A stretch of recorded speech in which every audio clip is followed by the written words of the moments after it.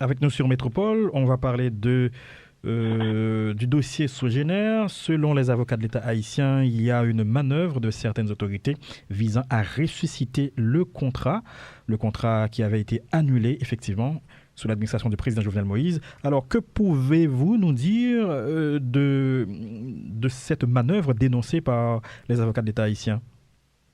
Bon, vous savez, monsieur, vous êtes monsieur, Marvin Spierre. monsieur Pierre.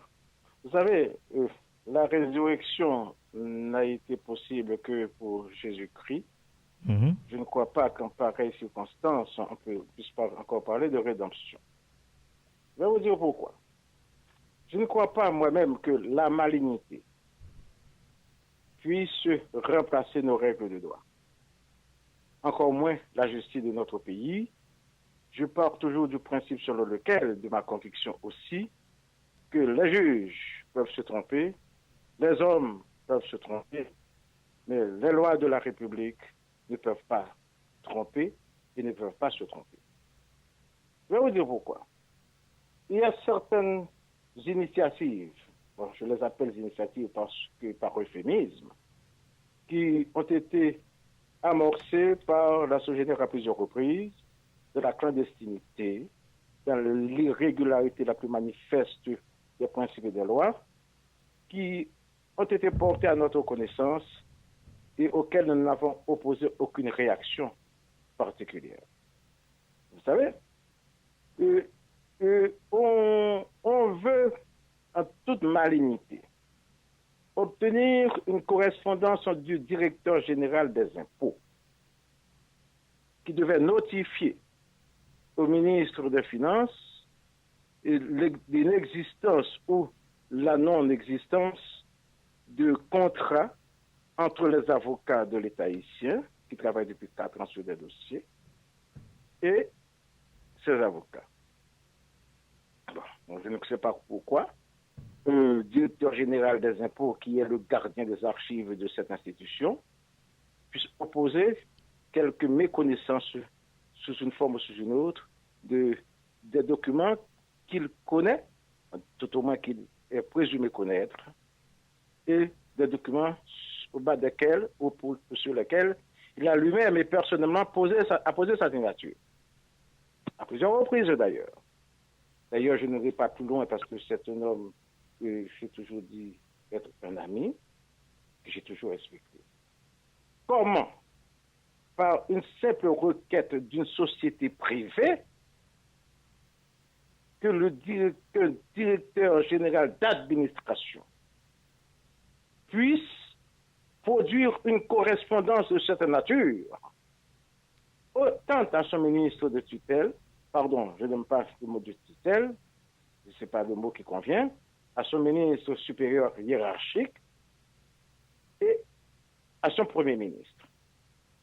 Alors qu'il sait pertinemment qu'il y a un lien juridique à avoir établi entre l'État haïtien et les 4 avocats qui ont été désignés pour défendre l'intérêt supérieur de la nation et particulièrement les intérêts financiers et matériels de ce pays.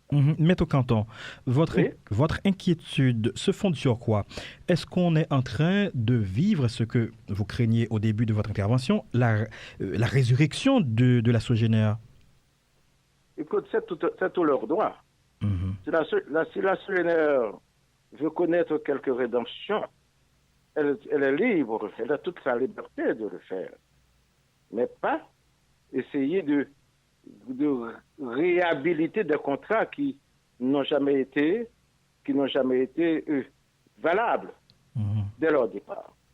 La Sogénère a obtenu la faveur des administrations, mais en contradiction flagrante avec les lois de la République.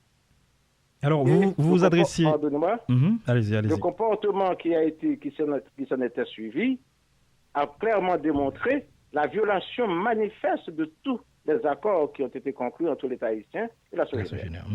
Je ne vais pas revenir ainsi sur ce dossier, on va rester sur cette correspondance qui a été obtenue par la Sogénère du directeur général à l'insu des avocats. Comment une société privée C'est la question qu'il faudrait se poser. Comment une société privée peut se permettre d'obtenir de l'État haïtien une correspondance qui dit le contraire de la réalité, qui a falsifié la vérité, qui a travesti la vérité des faits, des lettres et de la loi. Comprenez-moi jusque-là. À moins que cette société-là n'ait fait un bloc monolithique avec l'État au détriment de l'intérêt supérieur de cet État. À moins que cette société-là, je ne reproche à personne sa tentative ou sa tentation, à moins que cette société-là et cet État ne forment un bloc monolithique pour détruire cette nation. Est-ce que cela voudrait dire, Maître Canton, l'intérêt de la nation. Est-ce que cela voudrait dire que les avocats de l'État haïtien ont été écartés dans ce dossier? Non, il n'y a pas lieu d'écarter les avocats de l'État haïtien. Les avocats haïtiens détiennent une procuration de l'État, en bonne et due forme. Et cette procuration a été simultanément ou concomitamment signée et par le ministre des Finances, et par le directeur général des impôts, et par le directeur général du ministère des Travaux publics, par le directeur général de l'EDH.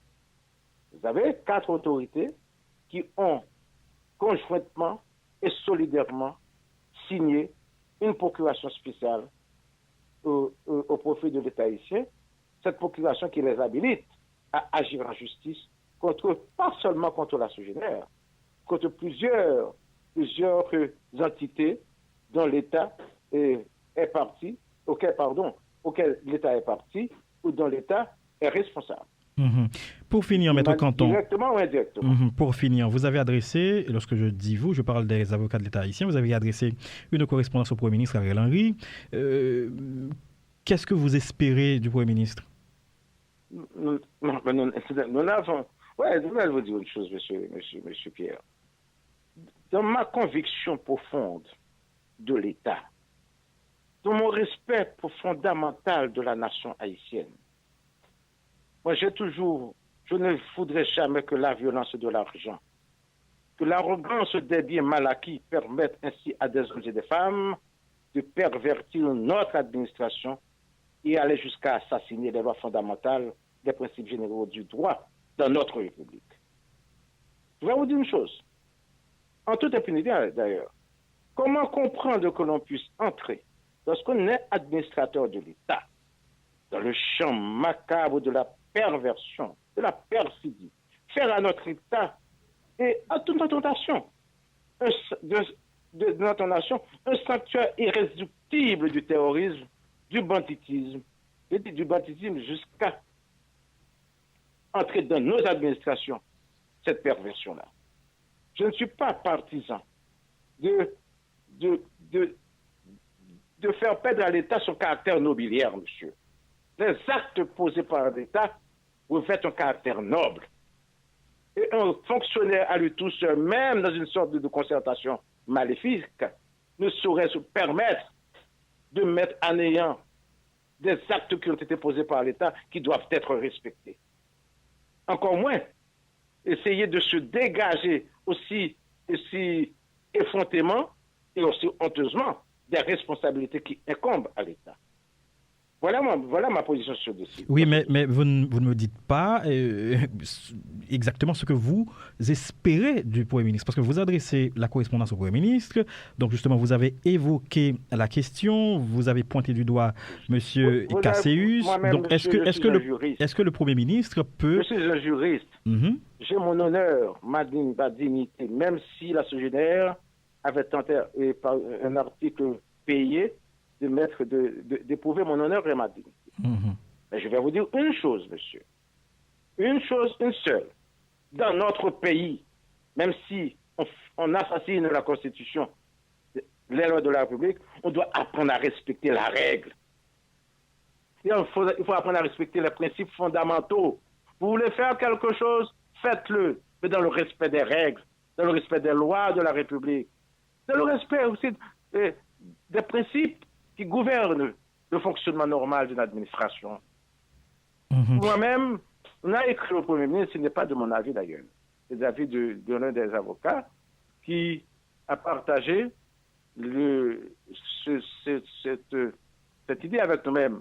Nous sommes ralliés à l'idée de rechercher un apaisement dans ce dossier et inviter les autorités à choisir la voie normale. Mhm. En quelques À secondes, choisir Maître Canton. la normalité des règles qui s'imposent à nos administrations et que eux-mêmes, en tant qu'administrateurs, ils ont le devoir de respect de ces règles et respect des personnes aussi. Mhm. Pour finir rapidement. Des personnes et des avocats qui ont engagé leur vie, qui ont mis leur vie à profit, qui ont exposé leur vie. Je sais ce dont je parle, monsieur Pierre. Oui, je vous comprends. Tous ces 4 avocats ont exposé autant que le président de la République qui vient de mourir, qui vient d'être assassiné. Je sais qu'ils ont exposé leur vie pour défendre l'intérêt supérieur de cette nation. Alors, je vous demanderai comment peut-on remédier à cette situation en quelques secondes?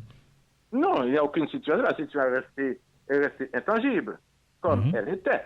C'est une tentative, une tentation. Mais pourquoi cette préoccupation si la situation n'a pas changé? C'était une anticipation empreinte de malignité, de malice, et que cela devait se faire avec un juge.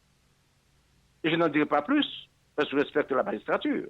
Un juge choisi qui devait leur donner une ordonnance pour déclarer que les avocats haïtiens n'avaient pas de mandat de l'État. Ça voudrait dire tous les actes posés par les avocats devaient être frappés de nullité ou d'inexistence juridique.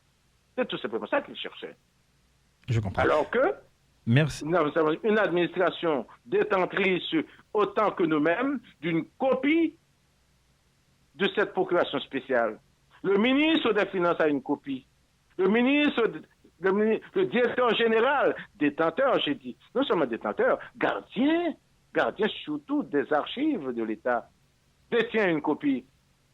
Le ministre des Travaux publics détient une copie. Et d'autres.